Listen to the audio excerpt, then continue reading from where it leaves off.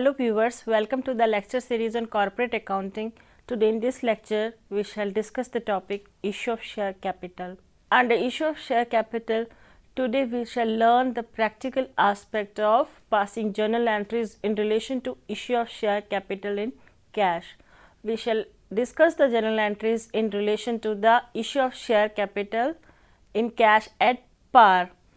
We will solve a practical question and analyze how the cash is being received on account of share capital and how it is being accounted in bank account, as well as we shall learn to draft the balance sheet as per the specific format of the Companies Act. The objective of this lecture is to understand how a question based on issue of share capital is being solved, and we shall learn all the relevant entries and pass those entries with the examples or the figures. So, let us start the question and solve it.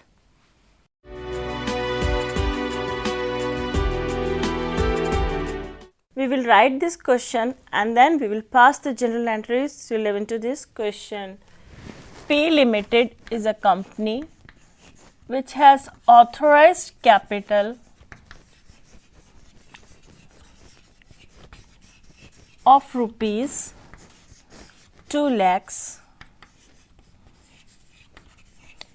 divided into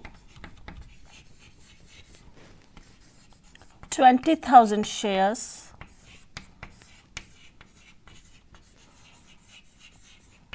of rupees 10 each, and it has offered the shares for subscription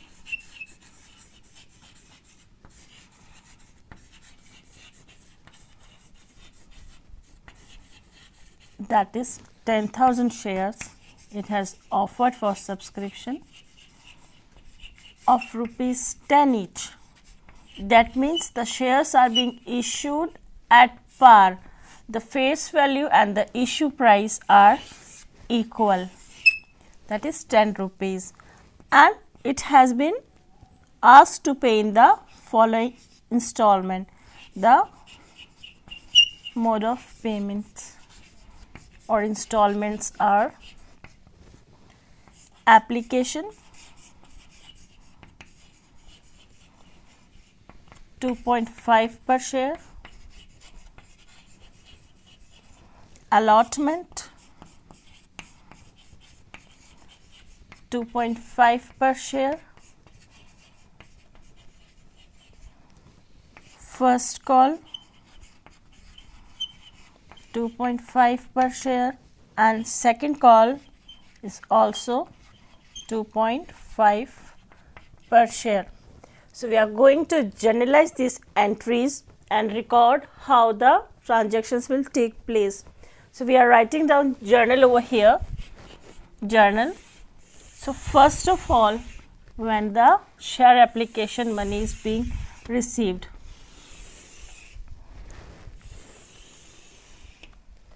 so whatever has been issued has been subscribed fully, so there is no oversubscription or under subscription of the issue. So, we will pass the first entry as bank account debit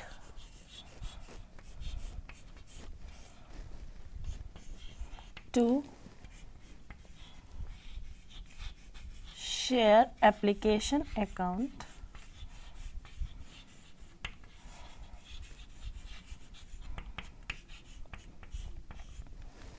and the narration will be being application money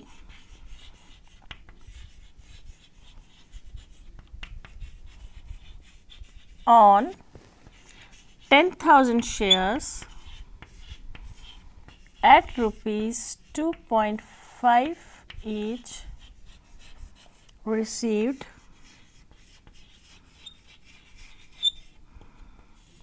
so it shall amount to 25,000. We will write in debit as well as in credit. Now, we are going to transfer this application money to the share capital account. On allotment, we are going to transfer the application money so received in the share capital account. So, the entry will be share application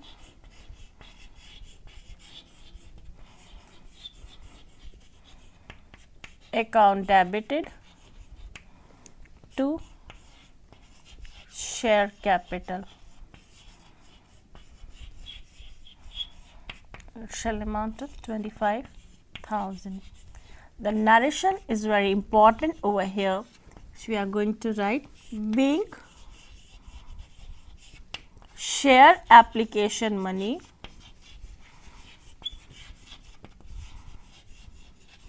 transferred to share capital account as per board resolution dated, and you can write down the date over here. Now, the next entry will be of the allotment. We need to pass the due entry for allotment first, and when the money in against the allotment received, we are going to pass the entry relating to the bank account. So, let us see this entry. We shall pass this entry for due first, and this entry will be share allotment account is to be debited and share capital account is to be credited. When the money is being received, we will credit back the allotment account. This way it shall be closed. So, the entry is share allotment debit to share capital account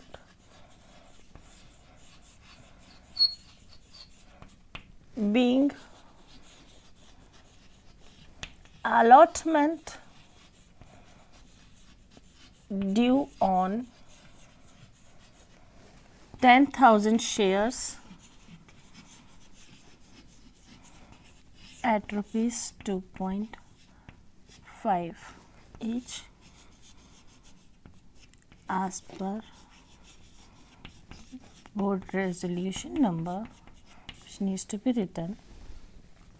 This amount will be 25,000 and 25,000. Next entry will be in relation to the money received on allotment. As per our question, there are no advance calls, no arrears. We simply need to pass the journal entries. So, share allotment is credited back over here, and this money is being transferred to the share capital account. Similarly, we are going to pass the entries in relation to the first call and second call.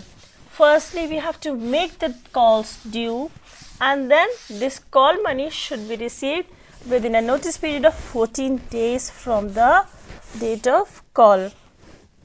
So, we believe all the formalities have been complied with, and we will firstly make the first call entry due. First call account debit to share capital.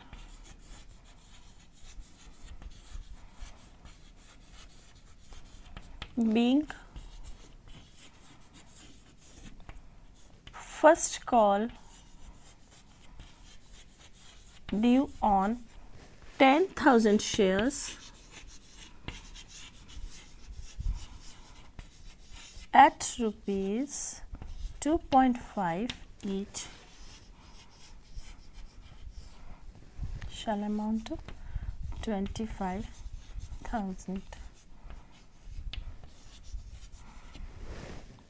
Now, this money is being received. So, you will write bank account debit to first call account. It will be same amount 25,000, and if there are arrears in calls, we shall subtract that much of the portion from the cash so received. Instead of 25,000, if on 9,000 shares only we have received the money. So, we are going to reduce 2,500 out of it and will only record the balance or net amount after subtracting calls in arrear. But right now in our question, since there are no calls in arrear, we will credit the full amount and this 25,000 shall be written over here.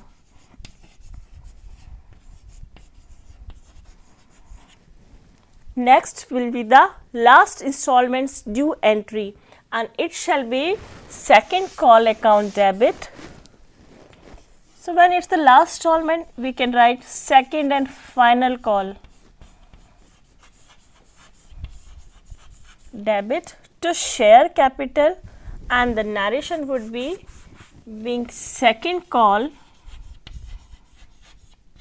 due on 10,000 shares of 2.5 each and same amount of 25,000, and when it is received we shall write to second call account bank account debit to second call account, and the amount is 25,000. These are the basic entries in relation to issue of share capital at par.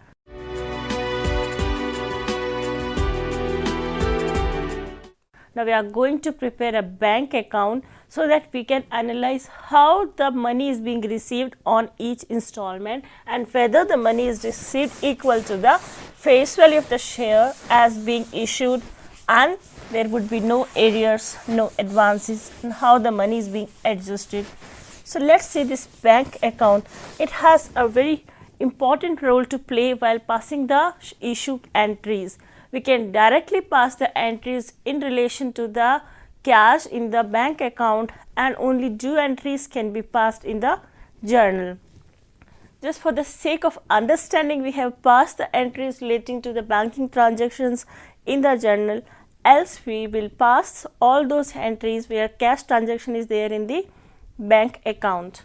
So, here we are going to prepare a bank account.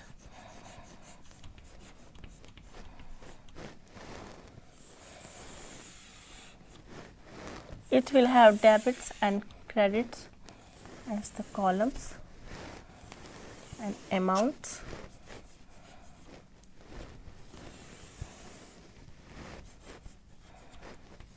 Particulars.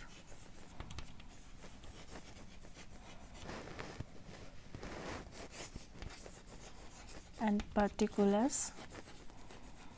Firstly, share application money is received. On debit side, we will write to share application 25,000.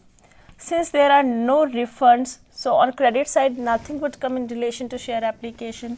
Then to shares allotment 25,000. To first call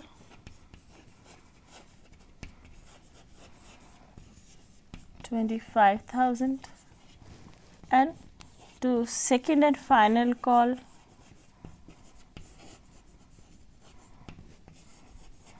25,000. Its total amounts to rupees 1 lakh. So, we will write by balance brought down on the credit side. My balance carried down on the credit side as 1 lakh, and we shall close this account. This amount of 1 lakh is equal to the offered and subscribed capital. So, we can assume that our all entries in relation to the issue of shares are correct. Now, we are going to prepare the balance sheet for these transactions. So, when we prepare the balance sheet of a company, we should also take care of the prescribed format as per Schedule 6 of the Companies Act and prepare it accordingly. So, this is balance sheet of P Limited as on. Since the number of transactions are not much here, we are not going to prepare the schedules. We are simply writing the share capital on the liability side and cash account on the asset side. So this is our liability side. This is the asset side on the right hand side. This is amount column. So on the liability side, first of all, we are going to write authorized share capital.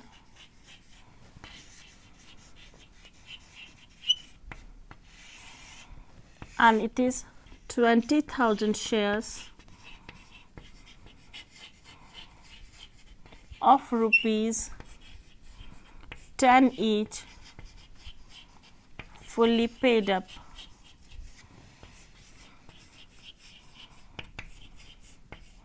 And here we are going to write rupees 2 lakh and mark the account as closed by double lines. Then we are going to write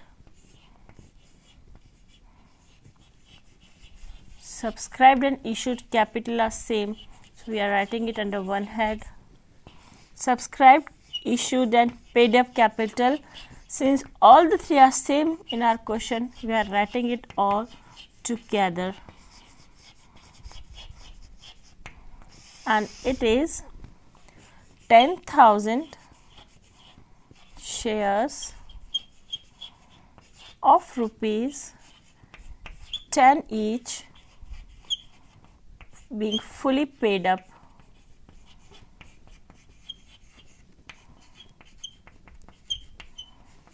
It's 1 lakh. So here the balance sheet closed. On the asset side, we have current assets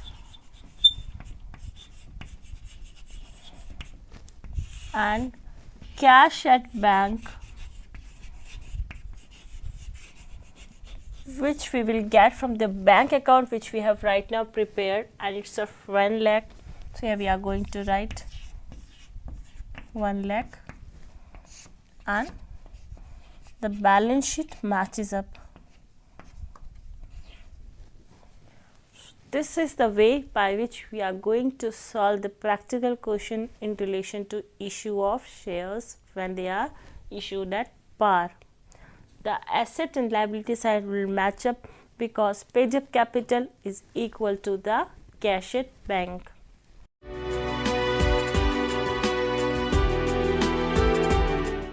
Now we are going to discuss certain accounting entries in relation to the issue of shares at premium. Now what do we mean by premium? Premium means that we are issuing shares above the face value. For example, face value of the share is rupees 10. Nominal value is a term which is also used in place of face value. So nominal value or face value of a share is rupees 10, but it is issued at rupees 12. So whatever has been issued over and above face value is called premium. So a company, in order to attract the investors, can issue shares at premium, but there is a restriction for the new companies. A new company is required to issue shares only at par. This share premium, which is being received at the time of allotment, is to be transferred to a separate account, and it is known as securities premium account.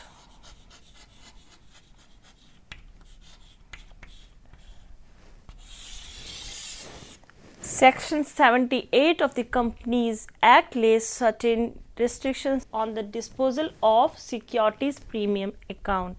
There is no restriction on opening this account or transferring any fund to this account, but its disposal is restricted. So, what are the areas where we can use security premium account? It can be used for issuing fully paid up shares. It can be used for writing of preliminary expenses. If there are any discounts on issue of shares, we can use them. Or in the case of redemption of preference shares, such security premiums can be used. Under Section 77A of the Companies Act, where there are the requirement of buyback of shares, we can use securities premium for the purpose of buyback of shares. So, there are certain areas where securities premium accounts can be used. Now, let us understand the accounting entry of the security premium account. At the time installment for allotment is being due and we pass the entry for the allotment due, we are going to write this account. So, we are going to understand the accounting entry in relation to security premium, and it will be share application and allotment account debit,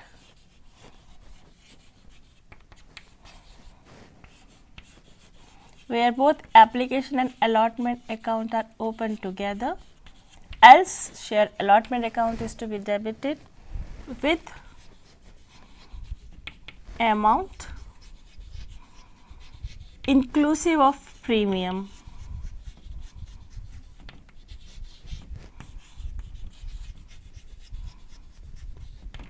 And we shall credit to security premium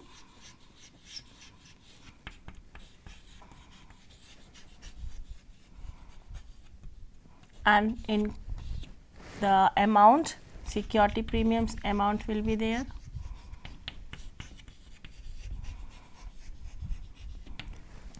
And to share capital.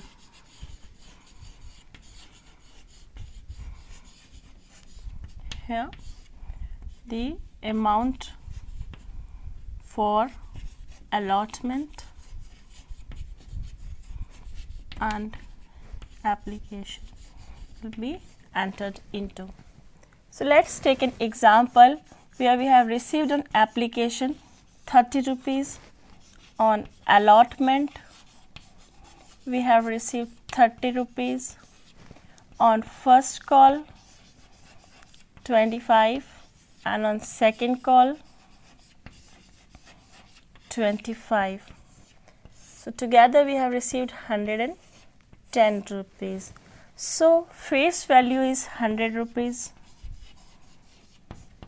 That means we have issued the shares at 10% premium, and this premium will be included here in installment of allotment. So, we are going to write down the accounting entry in relation to the issue of securities premium here with the full amount, that is, if the number of shares are 10,000, so we are going to write it as 10,000 into 60. That means this inclusive amount is altogether due and it's 6 lakhs. Then the securities premium amount is 1 lakh and share capital amount is 5 lakh. We have got 5 lakh because on application 30 was due and on allotment 20 was due. So, this together has been recorded under share capital due.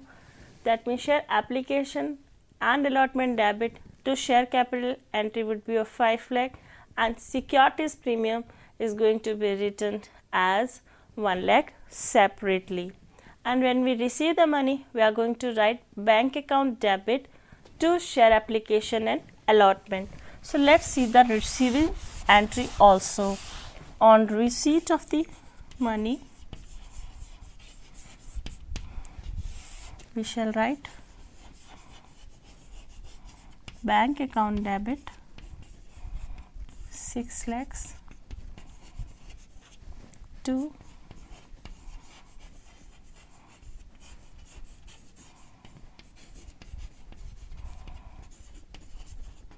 the receipt entry would be written all together. So, this is the way entry in relation to security premium will be passed.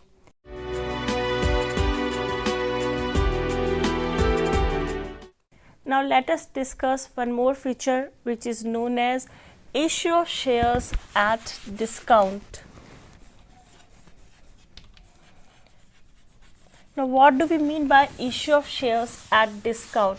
Where we have issued the shares less than the face value. If face value of the share is 10 rupees and we have issued it at 8 rupees, so the discount would be 2 rupees. It is reverse of premium. On premium, we are issuing the shares above the face value, while when we issue shares at discount, we are issuing them below the face value. So, its accounting transaction would be recorded as share allotment debit, discount on issue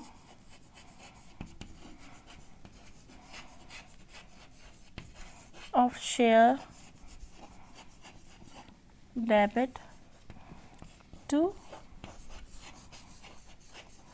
share capital.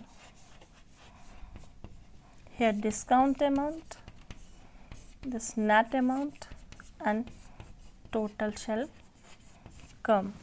So, this is the way the accounting entry in relation to the discount would be passed with the allotment money. So, issue of shares at discount, these provisions relating to issue of shares for discount is given in section 79 of the Companies Act, which says that a new company cannot issue shares on discount, and also those class of the shares which are new, even then for such class an old company also cannot issue the shares at discount. So, what are the criteria where the shares on discounts can be issued? Firstly, it should be an old class of the shares on which the discount is being given. Second, at least 1 year has elapsed from the date of the commencement of the business of the company, then only it can issue such shares on discount.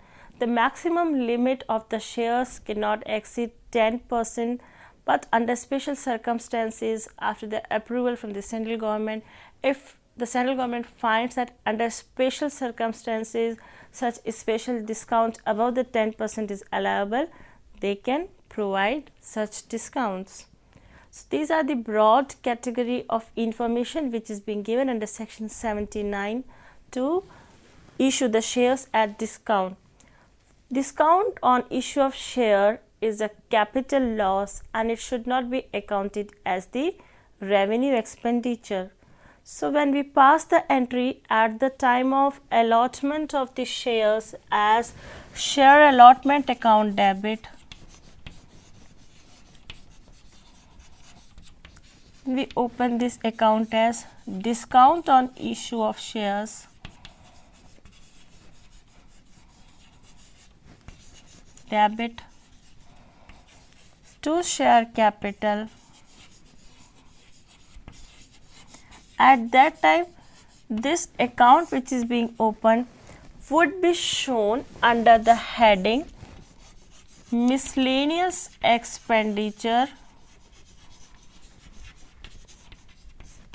not written off on the asset side of the balance sheet, and here we are going to write discount on issue of shares. and as we write it off in the P&L, we are going to write this entry as P&L account debit to discount on issue of shares, with the portion of the discount being written off.